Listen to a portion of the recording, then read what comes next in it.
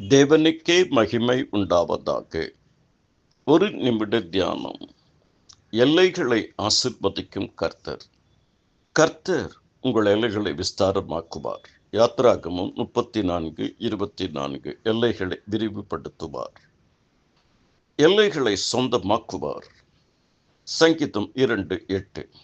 எல்லைகளை சமாதானமாக்குவார். சங்கீதம் 147:14. எல்லைகளை பாதுகாப்பார். நீதிமொழிகள் 15:25. எல்லைகளை பெரிதாக்குவார். 1 நாளாகமம் 4:10.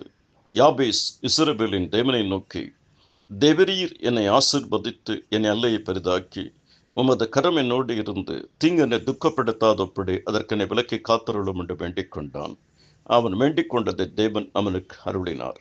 நீ வலதுபுறத்திலும் இடதுபுறத்திலும் இடம் கொண்டு பெருகுவாய். உன் கூடாரத்தின் இடத்தை விசாலமாக்கு. உனக்கு விரோதமாக உருவாக்கப்படும் எந்த ஆயுதம் வாய்க்காதே போகும். தேவ கிருபை உங்களை ஆள்வதாக. ஆமென்.